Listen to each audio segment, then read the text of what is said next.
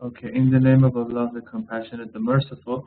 Unfortunately, in the last session, some of the students were not able to attend the class, and some attended late. So that's why they requested if we can just have a quick wrap up from a quick wrap up from what we did from the start. And I'm just gonna go through the slides very quick. And if there was any questions, you can just get back to me. First, we define the international business. First, I'm just going to read through the slides, and if there is any explanations required, I'm just going to explain that specific line. International business in general is concerned with the issues facing international companies and governments in dealing with all types of cross-border transactions. Basically, we gave the example that companies need to go abroad and be beyond their borders to be considered as doing an international business and not a local business. That's the difference between the two. International business also involves all business transactions that involve two or more countries, which, as we just said, it's not within one country, it should be amongst two or more. It consists of the transactions that are devised and carried out across borders to satisfy the objectives of individuals and organizations. Of course, the number one objective of all organizations is to make profit, and we do the international business in order to be able to reduce our costs and increase our sales and profit by accessing a broader market. And also the international business, it consists of those activities, private and public enterprises, that involve the movement across national boundaries of goods and services, resources, knowledge, or skills. The last one is a bit complicated, and it refers to the many things and the cultural differences and the other issues that exist due to doing business with between two different countries where they have two separate cultures, different cultures, and the needs and wants of people are also different there. So hence the companies have to even create and modify their goods as per the requirements of the market in that specific country, in that target country which they want to move into.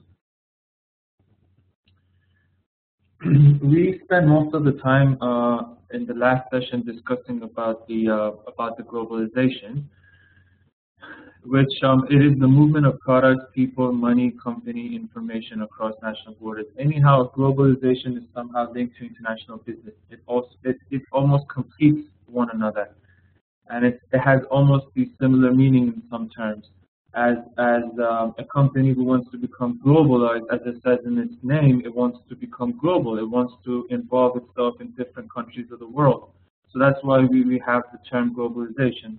And it's the movement of their products, the people, which can be considered as either the human resources of the company or the people who become the target market of the company's goods. And of course, in terms of money and the currencies and companies and everything else. Then we have the globalization in terms of production and market, which I just said right now. The MNEs, multinational enterprises, or MNCs, multinational corporations, ability to locate different stages of production in a variety of locations globally. We have this thing in many of the big manufacturers where they have, like, let's say, for example, they process the raw material in one country, then it goes and it turns into the final product in another country. Basically, they globalize their production line, and from the raw material until the finished good, it doesn't happen in one state or in one country. Then, based on the value chain, which gives into this successive stages of production, each adding value to the finished product. And of course, the value change and the value adding to the product, which becomes important when you are modifying your goods and your production line in order to access and to be able to satisfy the needs of your target market. And we have the globalization of markets, where the MNC's ability to serve customers with their products around the world. And of course, it's about how you distribute basically your goods, and it has to do with the distributions, which we will get to in our following slide. And the ability to adapt to differing needs in different countries, which is about the modification of your of the company's system, process, and even the goods. and how you're able to adapt to the new culture. Because the reason for modifying and changing your processes and changing your goods, as we gave the example of, let's say, a fast food restaurant which has a branch in Malaysia. The people in Malaysia, their taste for food is different than people, let's say, in India or in America. So that's why you see an international chain that moves to Malaysia. They consider the taste that people of Malaysia like. Like, for example, you have in Pizza Hut, you have a different menu as in Malaysia than the menu of Pizza Hut, let's say, in America or in India, for example. Why? Because they have tried to modify their goods. They have tried to change their goods, which in terms of a restaurant is their food, according to the needs of the people in that market which they are focusing on. And basically, that's how they're able to satisfy the demand of their customers and target market. Then we have the globalization process, the whole process, let's say, summarized in one shape. And I'm just gonna show it to you by pointer so it doesn't get complicated. At first, we have the globalization process. It refers to the growth in consumer markets. Of course, that's the purpose of doing the globalization process. It's because we want to broaden our target market and access more number of people. Then we have the culture change. The culture change, it refers to the cultural differences that exist between the different countries that we are working in. And the cultural indifferences, basically, it is a great challenge for the management of a company who tries to become globalized. Why? Because they have to somehow adjust themselves according to these differences. And we have the inequalities within and between the countries, which the examples of cultural indifferences can be an example of it. Or, for example, let's say the issue with currencies or any other things that creates an imbalance in doing your business, and something that becomes a challenge for the management to look into when trying to become globalized. We have the ecological impact. We discussed this one. We have the ecological impact, which refers to to what we have in the environment, and we have the shifting of employment patterns, which again, this has to do with the human resources and the recruitment process, which all are affected through the globalization process. We have the interdependence of countries, because basically that's how we have the term of global economy. Global economy came into existence when we have, I'm discussing this one, when we have different countries having to deal with one another, and at the same time, their profit and their success is linked to one another.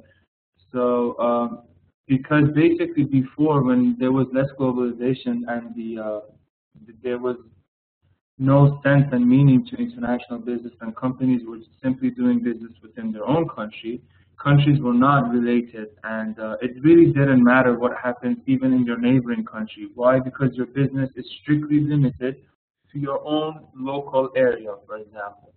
However, right now we have, like, let's say, for example, let's talk about China, for example. China itself, it's a major producer of iron ore, and however, at the same time, it also imports iron from other countries as well. So, in case if something happens to a country where China is importing its iron ore from, then it will affect its production line of, let's say, steel pipes or like steel products which it's developing. Why? Because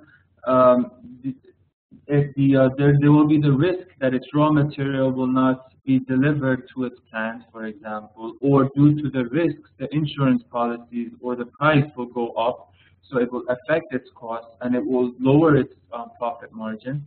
So you can see it's all about the status of countries being related to one another. Then we have the economic integration, which is an example, which is an explanation of what I just said. We have the political cooperation, which, for example, the United Nations and its subsidiaries are somehow a good example of this political cooperation, because in order to smoothen the economic trends and the processes, you need to have a strong political support. Like the example, let's say, for example, of Iran is a good example. That Iran, in terms of its international economics and international trade, it's facing difficulties. Why? Because of this lack of, like, let's say, political cooperation, because of the sanctions, which has to do with politics. And eventually, politics are affecting the economics of the country and the economy of the country. And eventually, you have the growth in trade. Of course, it creates a hike and it creates a synergy in, when you do business globally and in the international environment. Then the parts of interconnectedness, which is the transport advances, for example, it's one of them. Transport advances, it refers to the need of the transport, whether it's in terms of, let's say, for example, transport of raw materials, or even the transport of, like the example which we gave in the last session, which was even the documentations or the documents that are being sent among countries. And all these processes become enhanced day by day. For example, even in the internet and computing, as you can see, like maybe before, like let's say 20 years ago, internet did not have any application in doing business, in international business. Maybe the best technology that was being used at that time, for example, was simply a fax machine. But as time passed by, the technology enhanced, and it was to the benefit of the companies and the people doing business internationally. And of course, it helped in reducing costs. Like let's say before, you had to, whatever you had to send, there was no email, so you had to send through mail or fax, or the costs were up. But now it's not like that. So doing business in the international environment has become a lot easier. And the perfect example of the help that internet and computers have done to international business is the class that we are having right now, and the WWS Worldwide Science. They are doing their business through internet, so it's a great help for them, because if they wanted, if they did not have the access to such basically to such tools, they simply had to access the local market there in Malaysia, or even only in the city where they are based. And none of us would have been here. So that's one issue. Then the next one, which is the global financial flows, which of course, again, we do have institutions, and like let's say, for example, World Bank or IMF. These are global financial institutions which facilitate the flow of currencies and financial flows. And finally, we have the global production networks, which this also we will get into. It's simply about the networks that are created in order to enhance doing business and enhancing the production line. Then we have the country differences, which basically is the categories of different countries. As we discussed, we have countries being categorized into different classes, which mainly are, as we discussed, which are the developed countries, the developing countries, the transition economies, which we discussed, even the least developing, and finally the emerging. The economic development, it's mainly impacted by industrialization, which we discussed. And successful economies were the ones which managed to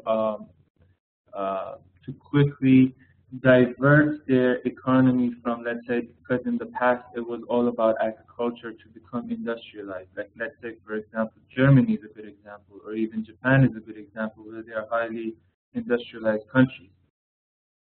And the term industrialization, it refers to transforming an economy from mainly agricultural production to factory production, which we just gave the example. Now we have the developed and the developing, which most of us have heard and do hear these terms very often. Developed countries, as we all know, it's the countries whose industrialization has reached a maturity. So basically, it's saturated in terms of industrialization, and it's already a powerful economy, usually referring to mostly Western countries like Europe, and Europe as in Western Europe and America. Then we have the developing countries, which is like, you can say somehow it's the Middle Eastern, some Asian, and even North African countries, where there are countries who are in the process of becoming industrialization and basically becoming bigger economies. We have the transition economies, which we even discussed, like, for example, a good example of it would be like communist countries, where they have the issue of their economy being fully planned and fully controlled by the government and by the state. Transition economies are countries who have this situation but are trying to divert and are trying to move and shift from being state-controlled to becoming a market-based system. Then we have the least developed countries, which is like most of the poor countries, like, for example, in Southeast Asia, some poor countries, or even in Africa, where you cannot classify them as developing countries because there is no, there is no proper vision towards their future, and there is no proper planning for the future. So, it's because they really are poor in terms of management. I cannot say in terms of countries, because some of the countries, they are rich in terms of, like, let's say, natural resources, but due to, like, let's say, political corruption or whatever problems that they have locally within their country, they are living a very poor life and a lifestyle.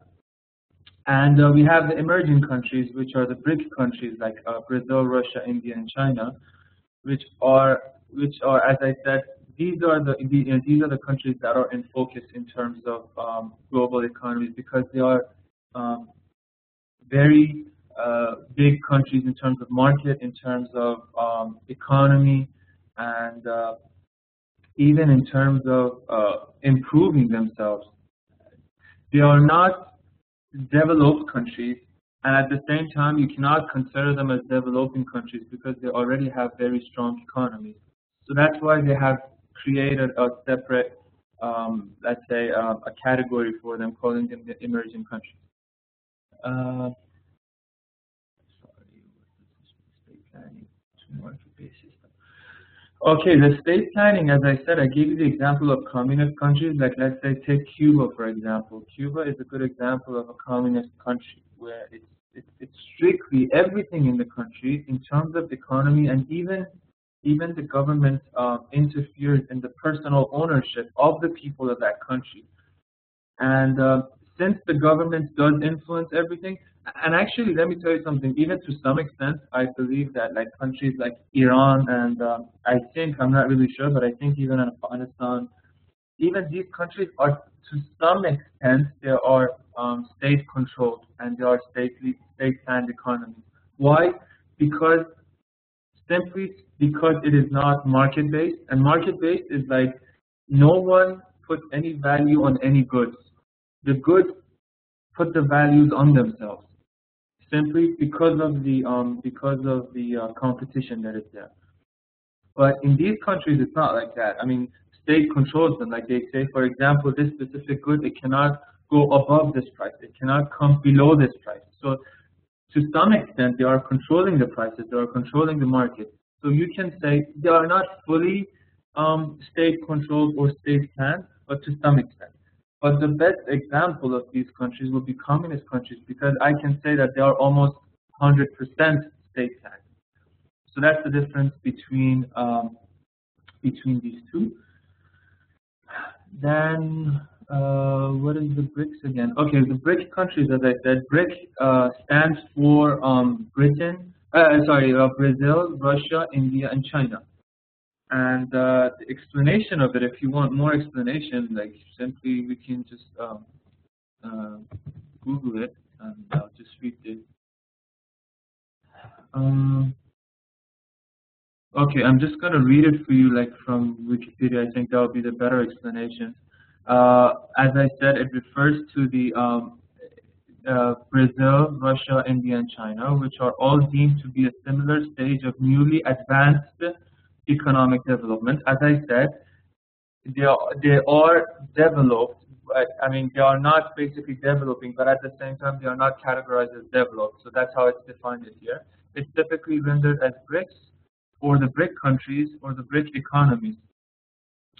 And I think that's it. You don't need the extra details, because that's not really the point. It's just about understanding that how we classify the countries, and I just wanted to read a few lines from there. Well, I cannot tell you what I think. It's just about how they term them. And Russia, yes, to some extent I can say, because there are different factors that contribute to considering a country as a developed country. For example, I will give you an example. It's not about even only the amount of industrialization and the rate of industrialization. It even refers to the legal power that controls the economy. Maybe, for example, you would say that, okay, I believe that Russia is as industrialized as, like, let's say, Germany, for example, or the US. Fine, you may think that way. But you also think that the legal power and the legal situation that is there in Russia, can you really compare it with Western Europe and America? Do they really have a proper legal system? They don't. So they are suffering in some areas. Or China, for example. China is, at the end of the day, it's like a communist economy, no matter how good and how big it is in terms of economy. So it's different factors that add together, and that will lead to these classifications. So we move on to the next slide, and we have the reason as why do we do the internationalization, and why do the companies, the MNCs, multinational corporations, why do they internationalize? Of course, the simple answer to this question would be the fact that they want to expand their market and increase their profit. But it's categorized into pull factors and the push factors. Pull factors as in factors that attract them and that are to the benefit of these companies, which, for example, it is accessing new markets. It is having the greater efficiency because you're efficient when you do your business at the lowest cost with the maximum output. That's when you become efficient. Because some people think that simply if for example, as a company or as a manufacturer, if I can create a good product and a good quality product, if I can produce that, so I'm doing my business efficiently. That's not the case. That's not true. A business is efficient only when you create the maximum, you get the maximum benefit from the lowest cost. And basically that's when you have the efficiency. And companies do internationalize to become efficient. They go to markets, they go to countries like, for example, India and China, where there is cheap labor. And at the same time, they produce their good products and their good qualities. And so basically lower cost and maximum output. That's when they really become efficient. Then you have the proximity to resources. Proximity to resources is the accessibility to resources. Every country has its own set of, let's say, natural resources and human resources. And when you move to their country, you are somehow accessing their resources, which I also gave you the example of, let's say, the the big petrochemical company and oil companies who moved from European countries to oil-producing countries, and they establish refineries, or they somehow deal in investments and things like that, because they want to have the advantage of proximity to resources. We have the proximity to technology and skills, and we also have the proximity to customers. So basically, the last 3 points which we are discussing here, these 3 points is all about having accessibility to the resources, whether it's human resources or it's the natural resources. Human resources will be the example of companies that are moving to India and China or Taiwan for the sake of having cheap labor, or moving to countries where they have technology benefits, or moving to countries where they have the tax exemption benefit. Like, for example, companies may move to Dubai, for example, simply for the fact that Dubai is a city where there is no taxes, because this itself, it's a benefit to the company to become internationalized.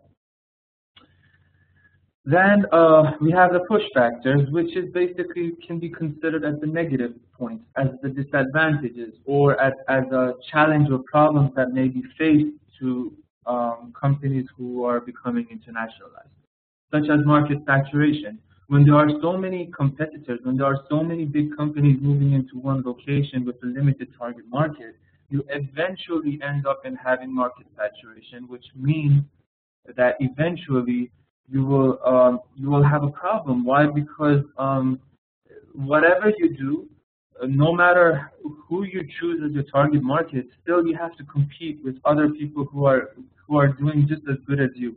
So it really creates a problem for you, and it creates that cutthroat competition between the companies. Of course, when such thing happens, it's to the benefit of customers. Why? Because when businesses move to a place and they are competing, what do they have? What happens at the end of the day? They will be giving good products or better products at lower cost. Why? Because they want to compete.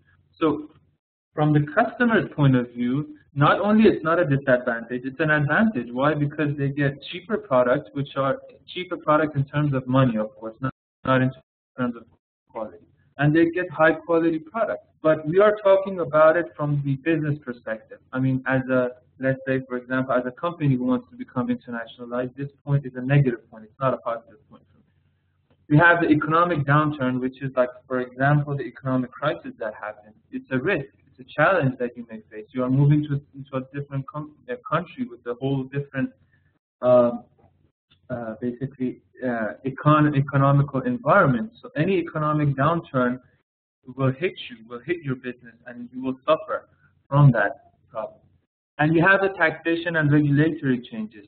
For example, I move into a new country to do my business, and I'm thinking of it, and I'm planning for it for long term, like let's say 20-year business. And after 5 years, after I moved and after I shifted so much of my investment to this country and I'm running the business, I see that the government changes. Or for example, the country had no taxes, but after 5 years they decided, okay, from now on we want to have 20% taxes. So these are all risks. These are things that you did not know from before, and you did not plan on it, but you ended up having to face with these problems. Then we have the internationalization, as in, like, okay, I'm a company, I want to internationalize. What are my options? How do I internationalize? Is it only in one form, or I have different ways of becoming internationalized or globalized? We do have different types, and as we discussed in the previous session, it has to do mostly with 2 factors. One is the risk, and second is the power of that company. Because in terms of risk, you will choose one of these factors which will help you in reducing the risk, and at the same time, sometimes you have to choose between these options, considering the fact that you have limited money. You don't have so much money to become internationalized. So the best way and the best, let's say the easiest way of becoming internationalized is simply by doing exports. So if you're doing exports to a different country, you are on the first phase, let's say, of becoming internationalized. Why? Because you are moving beyond your border, you are moving to another country, but you're not moving your investment. Simply, you're moving your sales. So it's not much risk to it, because simply, for example, let's say you signed a contract. Like, let's say we are a steel pipe manufacturer in UAE, in Dubai, and I want to sell my goods to, like, let's say Malaysia, for example. So I find a company there, and that company already paid me the advance, and because of that advance payment, I make the production, I send it to them, and then I receive my payment. So there isn't much risk to it. Even in the worst case scenario, if I lose my money, I lose the money of, let's say, one lot of goods being sent. It's not like I moved my whole investment to a country and I'm suffering. I think exporting is a good idea, and it's a good option if you even have the money and you really have the intention of moving your business, let's say, to another country and establishing your business in another country. But at the same time, that country is new to you. When you do the exporting, slowly, you will get to know the rules and regulations. You will get to know how the people are, their tastes, and how they do their business, and how powerful they are in terms of their buying power, purchasing power. So all these things you will get to know through time. And in the meantime, you're doing exporting, so it's some sort of becoming internationalized, but at the same time with much lower risk and much lower need of investments or anything. Then we have the foreign direct investment, which foreign direct investment, it has to do with basically larger corporations which usually practice this, which involves the ownership and control of foreign assets. So they go and they have their assets, they have their, let's say, manufacturing plant in a different country, and simply they just give the directions and they just do the management of all these foreign investments. It has a high risk and long-term commitment involved, which is true. And why? Because as I said in the previous slide, when you are doing a long-term business in another country, you never know what happens in the end. Like after 5 years, they may simply come with a new rule that somehow it becomes an obstacle on your way, and it creates problems for your business, and it becomes a real challenge for the management. Often carried out through a joint venture, where partners set up a new entity for the purpose of market entry. We discussed this, and we asked this question last session, if you guys remember. We said that why do these companies actually consider of starting their business as a joint venture? And as you guys, some of you replied, it's because we want to reduce the risk. When you move into a country and you become a joint venture with a local company there, that local company serves as your consultant. Why? Because they have been doing, first of all, the people in that company are from the same country, so they know everything about it, about that country in terms of culture and in terms of the economy and the rules and regulations, the government policies, and etc. And at the same time, they are doing business with you. So profit making for them, is as important as it is for you. So it's the best way, and this is what many companies are doing when they want to move into another country. They create and they establish a joint venture. And in fact, some of the countries even created this thing as a law. Like for example, in UAE, there is a law if you want to establish your business, even if it's a small business, you have to have a local sponsor here. This local sponsor can be, mostly it's just about having an individual as a local sponsor because of the regulations. But for bigger companies, they come and they use that local sponsor as, like, let's say their local sponsor is a big local businessman here. It's a big sheikh, or it's a big, let's say, local company. And this will help them to somehow control their risk and reduce their risks. And finally, we have the outsourced production. Outsourced production will be manufacturing by another company under license, which is often preferred to FDI. Which again, one of you gave even the example of Coca-Cola, which is a correct example of this outsourced production. Because basically the Coca-Cola company it's somewhere based in the United States. Whereas, for example, they may have an outsourced production, let's say, in a country like, I don't know, somewhere in South Africa, for example. And they don't have to worry about anything in terms of risks. Why? Because that company is handling everything. It's their factory, it's their investment, it's their payment. They only have your license. So they yes, these are all the examples of that kind. And it's all about their business. All they do is that they pay you money to use your name. That's it. So all you do is just to manage them in terms of making sure that they are following the procedures in the license and things like that. So you don't have to worry about anything. And as you can see from its name, it says outsourced production. So it has to do with manufacturing companies, and it's not like service sectors or anything. Then we have the modes of, we discussed the modes of internationalization, which we have the export, the FDI, portfolio investment, and outsource production. So if you allow me, I'm just going to read through it because I don't want to waste so much time giving the explanations all over. We have the export, which is simply by having a sales office in a country. We have the FDI, which is the foreign direct investment. The foreign direct investment, we have the subsidiary, we have the greenfield investment, acquisition, and joint venture. Well, just one thing which some of you, maybe a new term for you, the greenfield investment. Greenfield investment is like when a big, let's say, like you know what a greenfield is. Greenfield is like basically a empty piece of land. So basically, it's like when you create an investment and you establish a manufacturing plant, or even create, like let's say a factory in that greenfield. Like it's an untapped economy. It's an untapped market. It's when you move to a place which you don't have competitors. You are starting from scratch. So this is what we have as the greenfield investment. And no, not necessarily like a hotel franchise, which you said, because it has to follow the term which I said. Like it has to be in an empty place. So like it's like when you, like, let's say Dubai in 30 years ago. 30 years ago, Dubai was just a desert. It was a big piece of desert. There was nothing in this country. So the first factories and the first businesses that moved here for establishing, for basically directing their investments to this country, and let's say creating factories and big plants, their investment was called greenfield investment. Why? Because they were investing in a place where there was nothing. Basically, they had no competition because there was no business going on.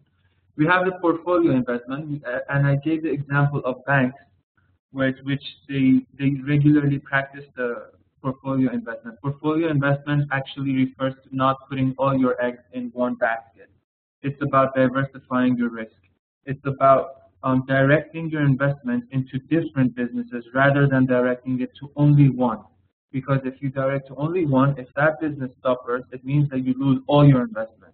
However, if you direct it to different businesses, each business will have its own behavior. One business will go down at the same time another will go up. So your investment is still running, and of course it goes up and down, but at the same time you don't lose it. There is no risk of losing it all at once. And finally, we have the outsourced production. Outsourced production, as you all have, I'm sure you either have it through your work experience or you must have heard of it. It's all about outsourcing. It's either in terms of, which we have here, it's either in terms of manufacturing under license, which we discussed in the previous slide, or in terms of franchises, like for example, let's say Subway restaurant, which recently has become the top franchisor. Before it used to be McDonald's as the top franchisor, but in the past like few years, I know that the Subway restaurant has become the top franchising company. And all these things that we discussed in this diagram, it has to do all about carrying out your business from one limited location abroad and taking it across the borders. And all these things that we are discussing throughout the whole course, it's all about considering your options. And it's all about understanding that first, you should know your business. Second, you should know what you want to do. And third, you should understand that where you want to go and how you can take this business abroad. So we move on to the next one. We have the theories of the foreign direct investment. There are different theories involved in it. One is the location advantages, which of course every every place that we select and every location or every country or every market that we select has a target for moving our investment to it. Um, it should create an advantage for us, and it should become a benefit to us, which is highlighted by Heimer. It says we're the basis of early theories of FDI. Then we have the product life cycle.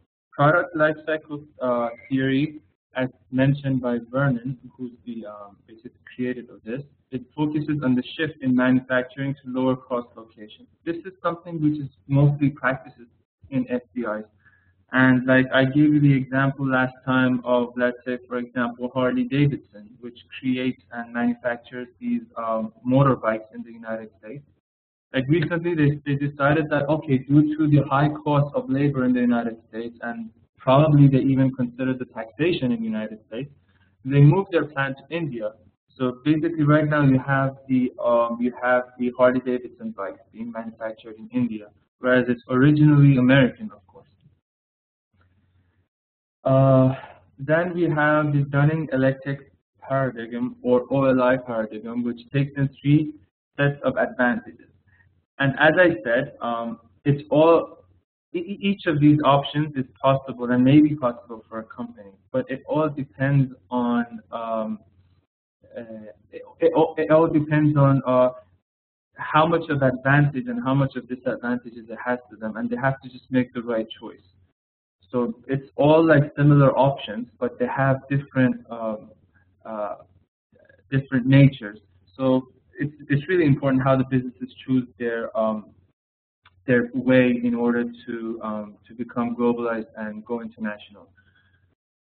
Which the OLI, it stands for the ownership, the location, and internationalization. The ownership advantages, it includes the rights over property, such as intellectual property. Okay, this I will give you an example. Like for example, if you are a company, let's say that deals with technological advances, or yes, like for example, if you are in music industry or technology, where it's all about invention, it's all about copyright.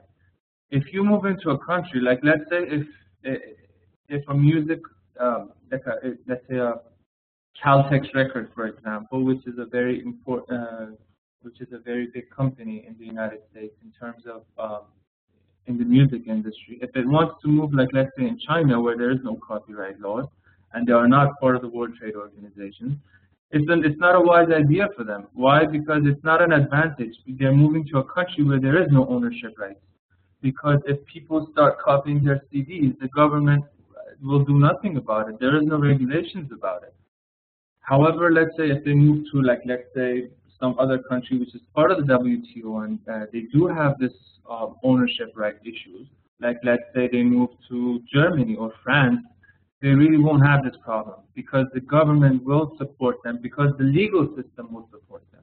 So the first part of this OLI paradigm, it's about the ownership advantage, and it's talking about the rights over property rights.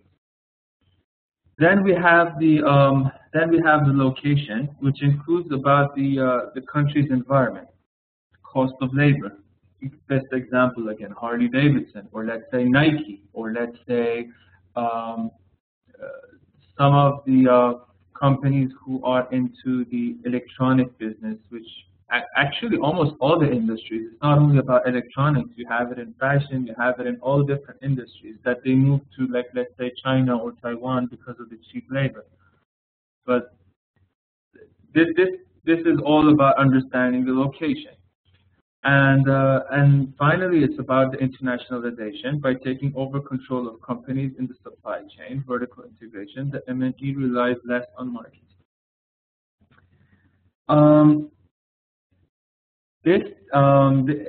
In terms of the FDI, we have the fact of the vertical integration. Vertical integration is when you move.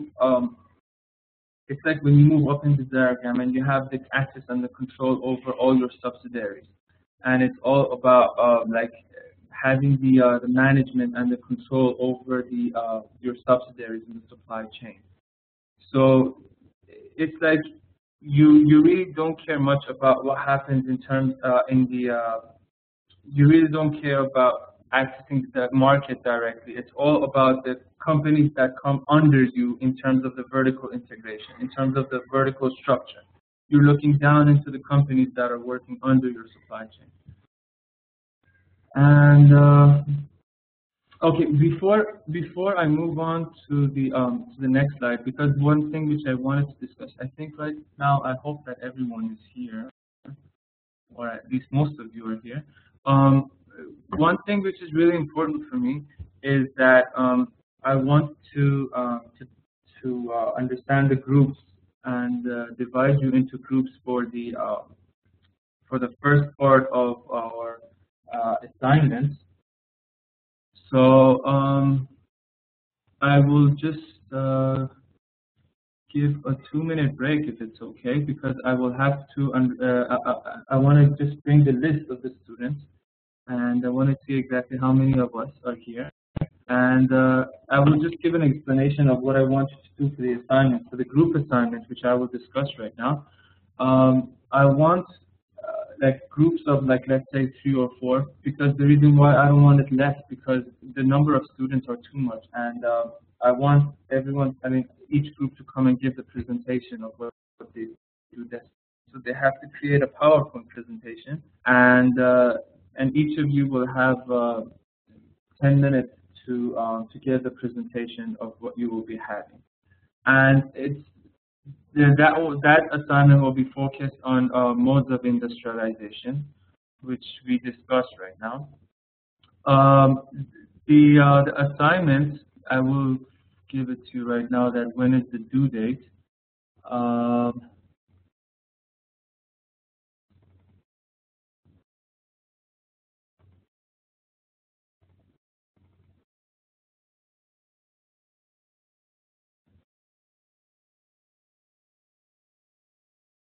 Okay, the due date for this is session 5. So right now we're in session 2. It means that 3 weeks from now, we will have the, I will send the email, of course, to you after the class. I mean, as a summary of what we discussed. So you don't need to note it down right now. So yes, I will be sending it to you in the email.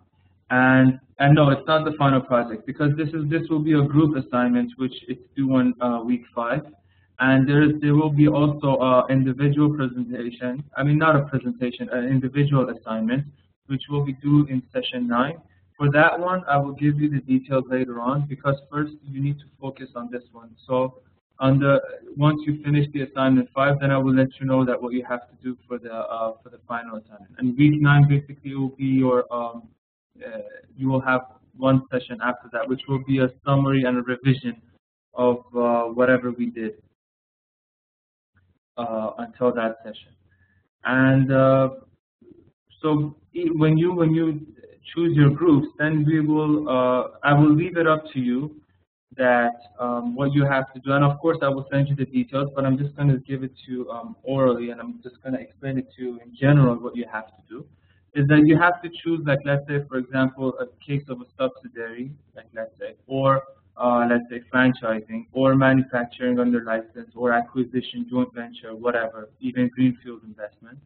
You just give an explanation, and you start from the beginning, like what internationalization is. Then you give an explanation to subsidiary, like, let's say, for example.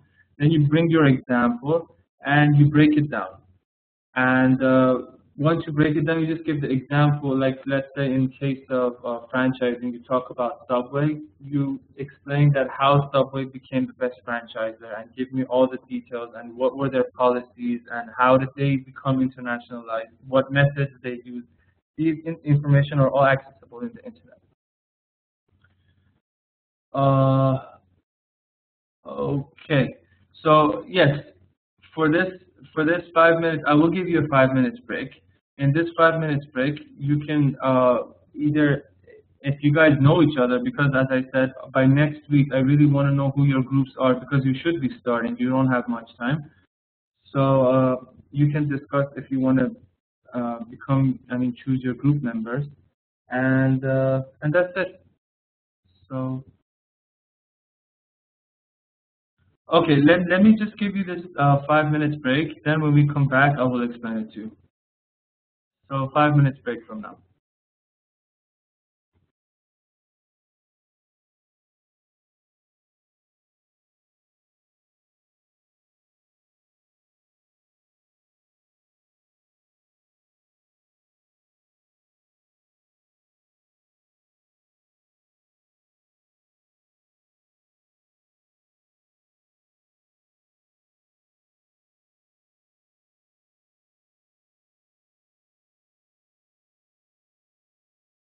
Yes, thank you very much for the notice, Mr. Jahadullah.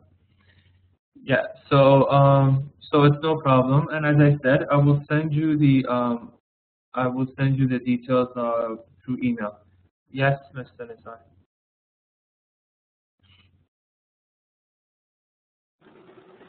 Hello? Hello? Sir, can you hear me?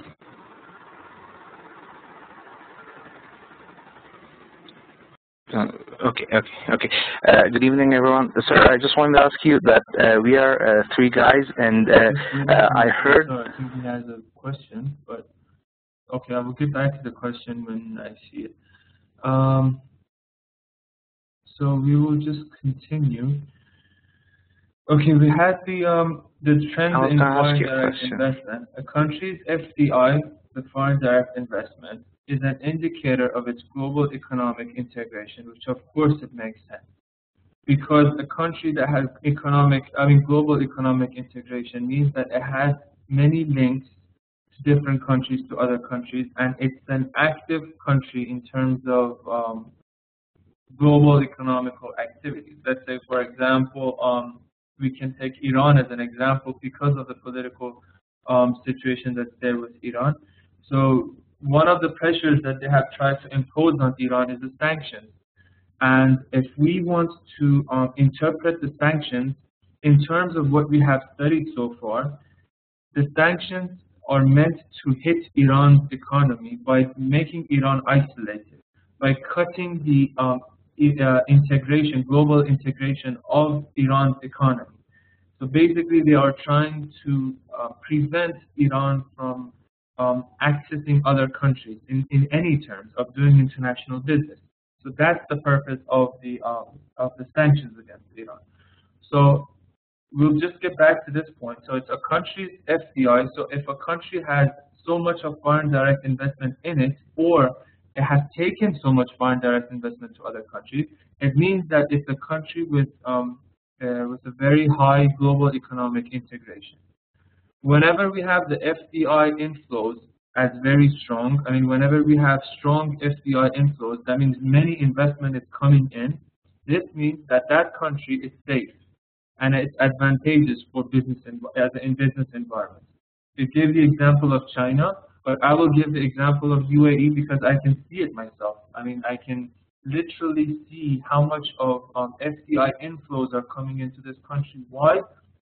Because the big companies and big organizations and MNCs, they observe UAE as an advantageous business environment. They see it because, like for example, the fact that it's a safe country in terms of crime, no taxes, the government supports the companies that move in and the FDI. So hence there is more inflow of FDI.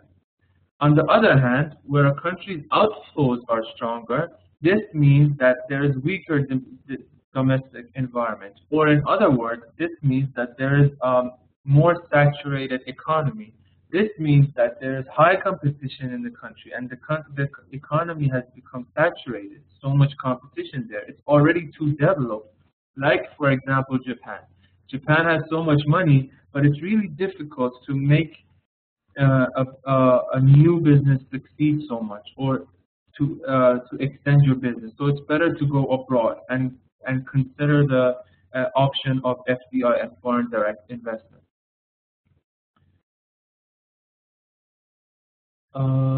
Okay.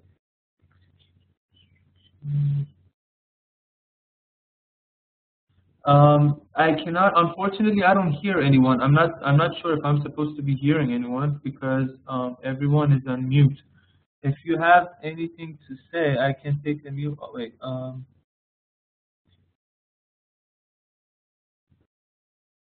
Mr. Nisar, just one second. Let me just find your name here on the list. Okay, I think I'll be able to hear you now. Hello? Hello? Yeah, sir, can you hear me Nisar? now? Yeah. Sir, can you hear me? Okay, I think there's some problem. I don't know what it is. Okay. Well, I don't hear you. I don't know why. I think you have Guys, to can you click hear on. me?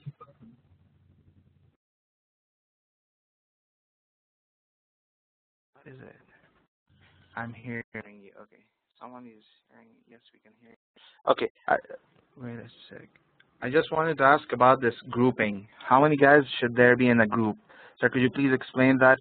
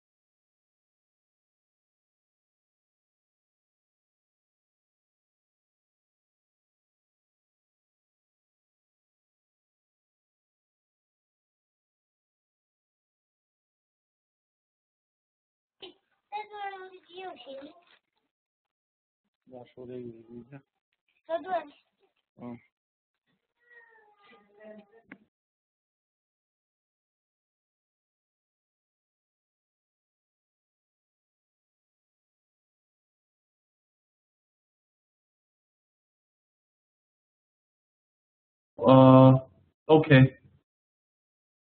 You guys can hear me now?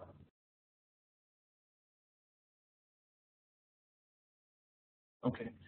Yes. I'll just get back to what I said from before. I said that the last point which we discussed here, it was about the FDI, which is right now it's not moving anymore towards the developed countries. It's mostly moving towards the developing countries, which I gave the FDI. It's foreign direct investments, and it's moving mostly towards the developing countries. Then we move to the next slide. About this slide, I said that it's just a diagram that's giving a general view of the movement of FDI towards different countries, and it actually categorized those countries into only developing and developed countries, and it's comparing with the world FDI, basically the total FDI compared with the movement and inflows to developed and developing countries. It's not really important. I mean, it's just for extra information. Now we want to know. Sorry.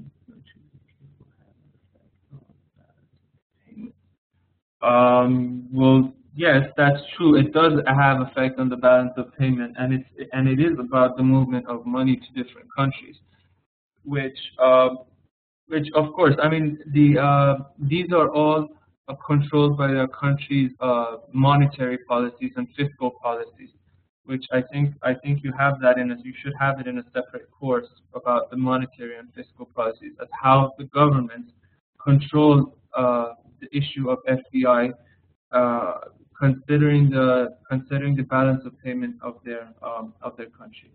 So now we want to know if the FDI is always beneficial or not. The benefits of the FDI, which we mostly consider this and we mostly see this because we look at it as a beneficial tool, is that it can promote the economic development and technology transfer to local firms. It's true, because when you see that a big company, especially companies that have sophisticated technological uses in the product, like let's say for example automobile manufacturers, when they do the FDI, the foreign direct investment, when they move to a new place, usually that new place it's a less developed area usually. Why? Because they want to move to a place where they have the lower cost of labor or other advantages, which these advantages are usually there in developing areas or undeveloped areas. So it's saying that one of the benefits is that it's transferring this technology, it's transferring this new development to that area. And it calls it the spillover effect. That's just the name and a term used for this. Then another advantage and another benefit of the FDI would be the foreign capital and skills that can aid the host country, which, as I said again, it's the same thing. It's about bringing in new skills. In this point, it's talking even about the foreign capital. And as the example it says like, for example, in the oil industry, like, for example, the European, like, let's say, companies, like, let's say, Shell, for example, as an oil company, when it moves to doing a business in an oil-producing country, let's say in a developing country or even in a less developed country, it's taking its capital there, and it's taking that extra money which it has in its economy and in its disposal to that country. So these are all considered as benefits of FDI, and usually this is how we see FDI, with all the benefits of it. However, disadvantages of it would be that the foreign investors tend to leave when location advantages shift. This is very extremely true. And as I said again, you can see this example in Iran in terms of the oil companies. Like, after the sanctions became tougher, almost all these international oil companies, they left Iran, and they left their contract. Although they had contracts and legal contracts which were legally binding on both parties, they simply left the contract and they left the location where they were doing their business. Another disadvantage would be that the host countries sometimes lose out on jobs on FDI projects. Another thing is that because the skills, like if a big company is moving to another country, this is not regularly a disadvantage. It's just, I think, on special cases it can be, because those people come in with so much money and they can easily hire the main skills of those countries, and that's how they will take the host country, which the country with the investment that is accepting the investment, they will lose those skills. Those people will be recruited for those companies with the FDI projects, and they will not be available for the local labor market.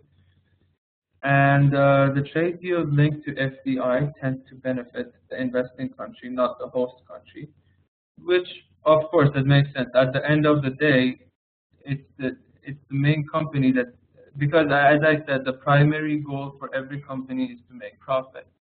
One of the ways they make profit is they become globalized. They move to other countries. One form of moving to another country is FDI, foreign direct investment.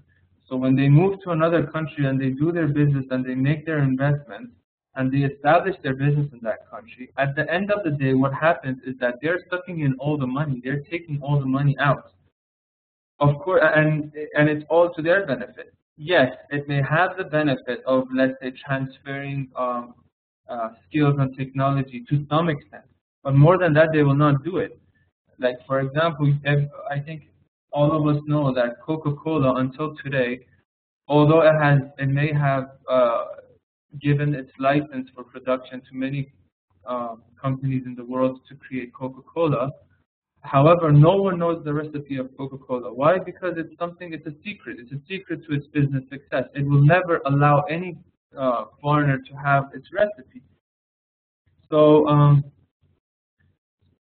so as I said, at the end of the day, even those benefits are not really that bold. I mean, yes, like let's say 50% of the technology and the skills is transferred. But like, for example, let's give the example of an automobile industry. If, for example, Porsche moves its plant to, like, let's say China, and it creates a Porsche manufacturing plant in China, and it manufactures the Porsche cars, does this mean that after, like, let's say 10 years or 20 years, China will be able to manufacture Porsche 100%? No. Why? Because even though it is being manufactured there, but the main technology, but the main skills and everything is there. Maybe China will have access to 50% or 60%, but they will never be able to become a competitor of Porsche because of this fact that it's moved out its investments to that country. Then we have the impact of globalization breaking down into different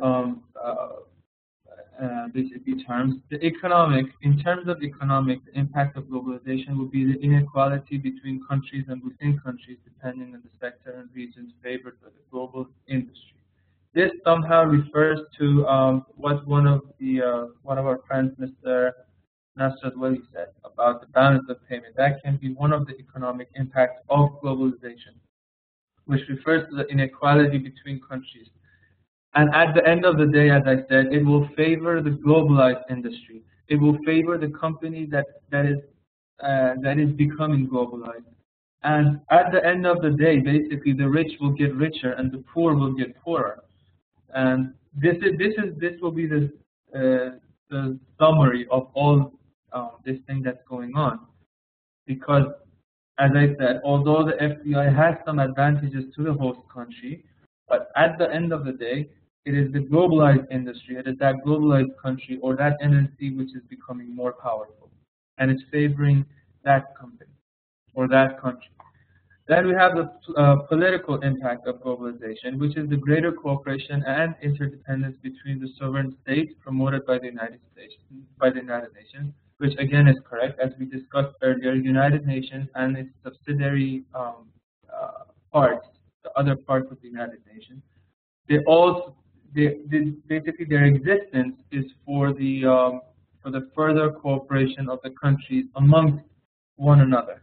WTO, for example, World Trade Organization, is one of these entities under the United Nations, which I said.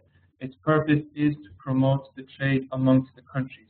And as you can see from its name, it's World Trade Organization, so it's there to facilitate the world trade and international trade. Then we have the legal issue. The legal issue will be the growth of international legal institutions, such as the International Court of Justice. Or I will give you another example, which will be such as the International Chamber of Commerce, which is in Paris. These institutions, these law, entities, these are all there to settle the disputes that may arise between the different companies and countries that are doing business together.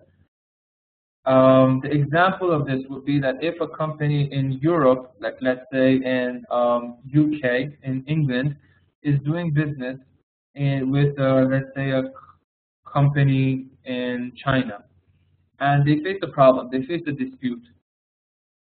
The English company does not accept the Chinese law, and the Chinese company will not accept the English law. So how can they settle their dispute? Because they both have a problem.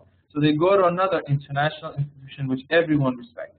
And as you can see, I mean, some of you with the experience, I'm sure that they can verify this matter, that many of the big contracts and legal contracts, they have dispute resolution clause. They have some place which mentions that how the disputes are resolved, which they will mention a court, like let's say, for example, International Court of Justice, or the Court of England, or the International Chamber of Commerce. They mention one specific place to settle their legal disputes. Then we have the financial issue. The financial impact of the globalization will be the growth in global financial flows, but risks evident in financial crisis, global institutions. Okay, of course, the impact of globalization, it has its, we're going to talk about the positive part. The positive part will be the growth in the global financial flows. However, there is also the negative side of it, which will be the financial crisis. Because even the financial crisis, as many said, and many believe that it started from the US, if this globalization did not exist, if this interconnectedness between the countries did not exist, financial crisis would have stayed only in the United States, and other countries would not have suffered from the financial crisis. But the reason why it became a global crisis was because of the fact of internationalization. It was because of the fact of globalization and international business. Because all these things are linked together. We have the cultural issues and the cultural differences, basically. So the impact of globalization on cultural matter is the growth of global middle class versus persistence of traditional cultural values. And not only this, I can complete this term by saying that the global cultural differences, meaning that when a company from the West is planning to move to a country in the East, they have totally different cultures in many aspects. And in order for them to be successful in the East, they have to respect the values and the cultural norms that exist in the East. And all these things will, at the end of the day, and eventually affect both ways. It will affect the culture of the company and even the culture of the people there. I will give you the example of fast foods, for example.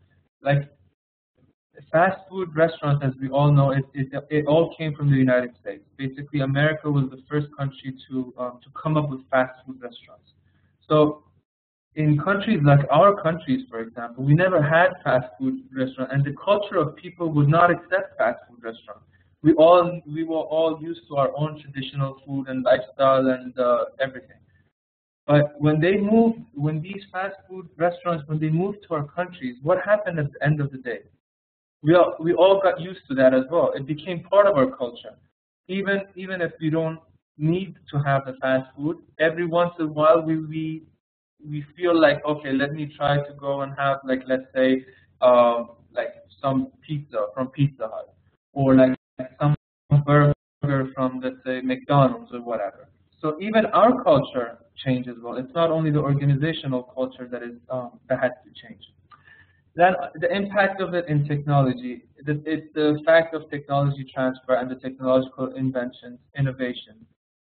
And this is basically a wrap-up of what we discussed in the beginning, because, of course, we all know that even the technology has been affected by the globalization. And the fact that the use of, let's say, email and the use of internet in doing business and e-commerce, these are all impacts of globalization on technology. And like even the system of Cisco that we are using right now for this class is an impact of globalization. It's because of the fact that WWS, the university that you're studying in, they wanted to become globalized, so that's how they did their business, and they used this technological tool in order to do their business across the borders of Malaysia.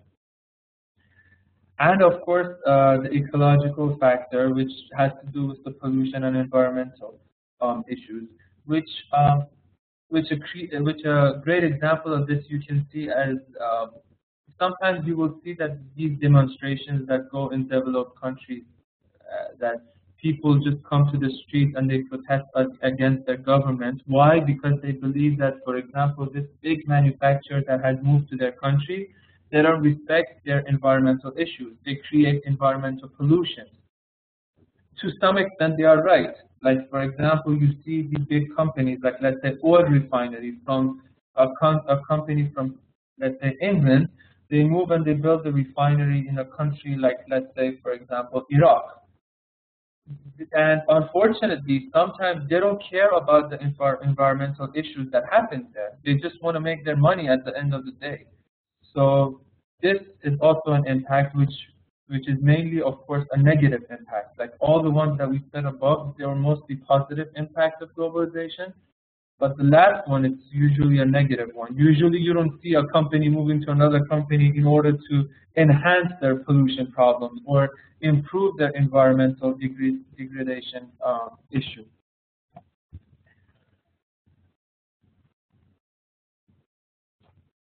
Then we have the risk of extended supply chains, which is becoming overstretched. Of course, there is a risk of when you extend your business like too much, it will become difficult for you to manage those business and manage those supply chains that you have extended. And we have the impact because it's all about we're talking about the negative parts of globalization.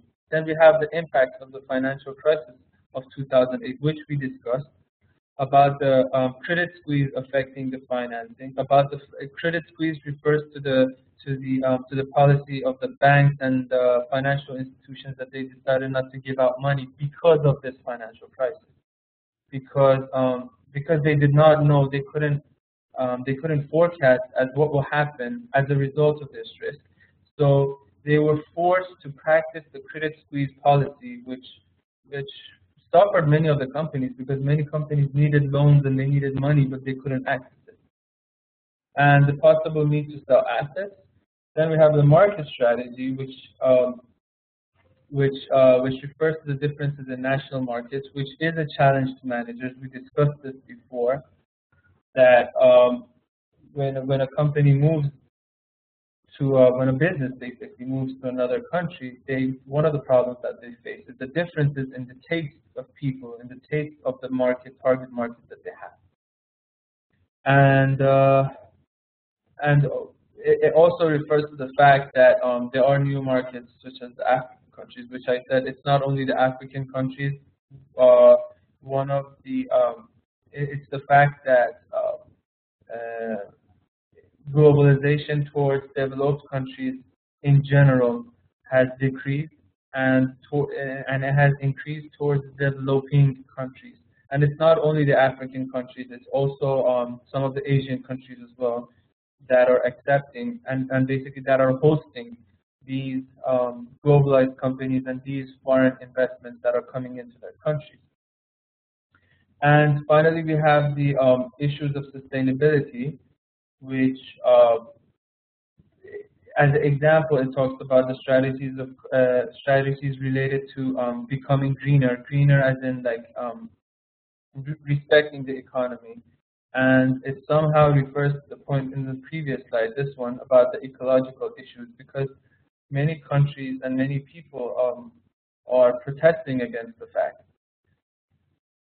And let me see what Mr. Nasrat said. Big companies bought small companies.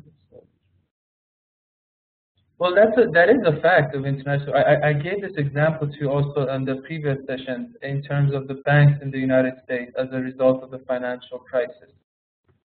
Because before, like I move to the next slide, I will just say this one more time. Because many people, I mean, of course, there were many debates about the financial recession, and I'm not here to basically discuss what's wrong and what's right, but I just want to tell you that one of the sides of this debate was that people were arguing that the recession is not only it did not hit America and that America did not suffer from the recession, it even gained from this recession.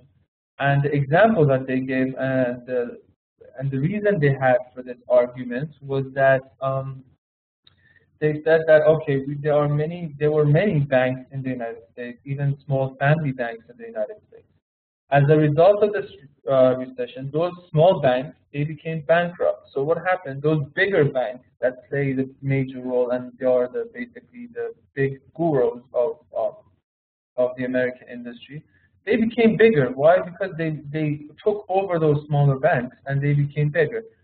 So at the end of the day, that's what those people were saying, that America did not lose anything. What happened was that only the smaller businesses that were just there and they weren't doing anything, no benefits to the American economy. They just left the competition, and only the bigger banks, they became bigger. That's what some were discussing. And this will be just like a summary of the social effect of globalization. Of course, we discussed all these issues. Like one of it is the local responses. Local responses, as in the local people and the local market of the host country. The social effects of that was like let's say, for example, the changes of the taste of people that we discussed. Like for example, in terms of the fast foods moving to the developing countries, or countries like our countries, for example, from America. Then we have the movement of labor. Movement of labor also refers to, in terms of social issues, it refers also to the movement of skills of these laborers. That like when they move, and also it has other things to it as well, like because like every country has its own rules and regulations. Like sometimes a company that moves to another place, like let's say, for example, if a company moves in to the UAE, as per the law of UAE, some percentage of their employees must be local, the UAE locals who live here. Why? Because that's a strategy that the UAE government has decided to imply in order to reduce its unemployment rate. It says, okay, fine, if you're a big company and you want to move into my country, okay, fine, my doors are open to your country, but whoever you want to hire, you can hire. But let's say, for example, 5% of your employees, they have to be UAE citizens. So this is a strategy for them that they have implied, they use the social effect towards their own benefit in order to decrease their unemployment rate, and also the labor market. So it's just like a summary of a wrap-up of whatever we discussed right now. And that's why I did not write the explanations, and it's just the points which I mentioned there. So if you are reading the slides and you reach this last slide, it will just be a reminder for what we discussed. And finally, at the end, globalization has seen growing interconnectedness and interdependence of countries and organizations. Of course, as we discussed, international business is completely linked with the term of globalization. Why?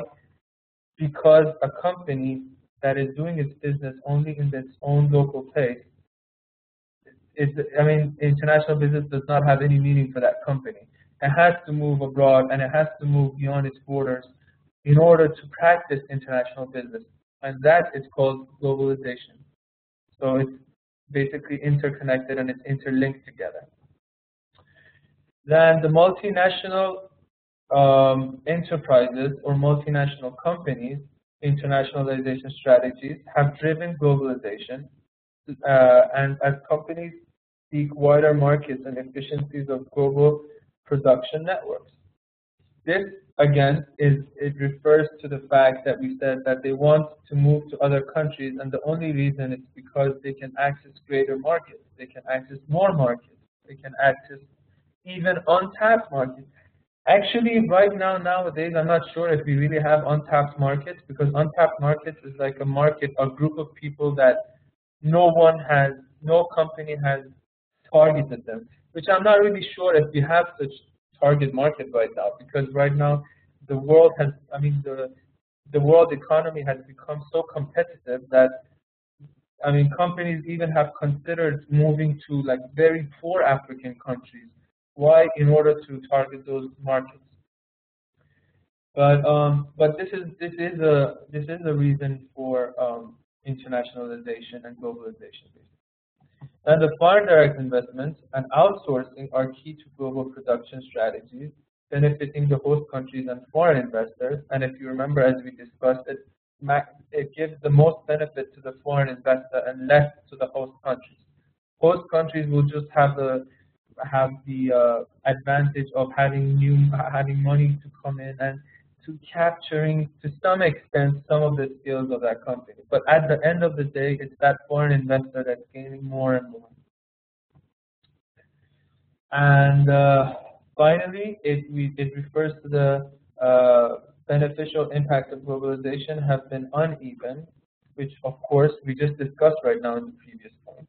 Some countries, regions, and sectors have grown, but also negative impacts, such as financial risk, like what happened in 2008, and environmental degradation, which, as I said, it was the only effect, it was the only impact which we discussed on this slide. It's the only impact from the above here that I can say that it's only negative, because the rest of these impacts, which we all discussed, these are like, it can have we can also consider their bright side and their positive side as well. But in the last, as per the ecological issues, I mean, it's all about the negativities of the foreign investors. And multinational organizations are now rethinking global risks, especially in extended supply chains. And of course, global risks, we discussed the issue of global risks as an example of it is the changing of the rules and regulations of that country. And we gave the example of, for example, a company moving to UAE where there's no taxes. After 5 years, the UAE government says, okay, from now on you have to pay 20% taxes. That's a huge global risk, which that company is suffering. So that brings us to the very happy ending of the slide and the session as well. Regarding the assignments, as I said, I will send you all an email. And if there is anyone here that did not receive my email last time, please let me know and give me your email address so I can add it and make sure that everyone receives my email.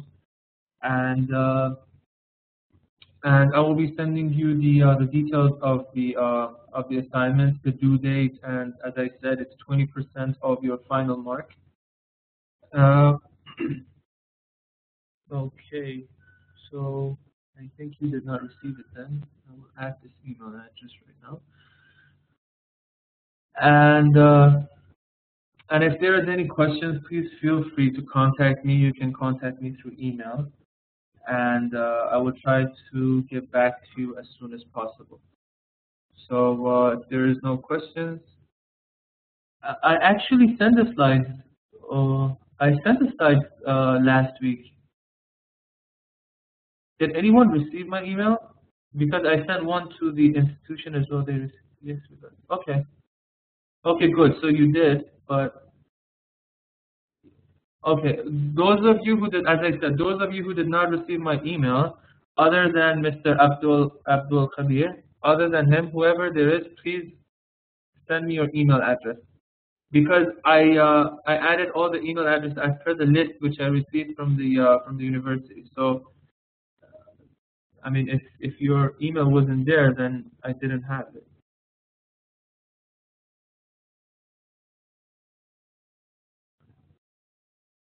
No, I did not. I did not send the detail of the assignment yet. This is something which I will send it to you after this class or by tomorrow. But I only sent one email which I sent last week, and it was a slide. I will send you the details for the assignments hopefully by tomorrow. Okay, so I think until now only 2 of you guys didn't receive my email. I will send you the emails, or you can send me an email, please. This is my email address. For those of you who did not receive my email, so I can forward you the emails, and I will add you to the list. Okay, thank you very much, everyone, and I wish you a great evening. And hopefully I'll see you guys next week, and I hope you make your groups by next week so you can start working on your presentation. So good luck and have a good night.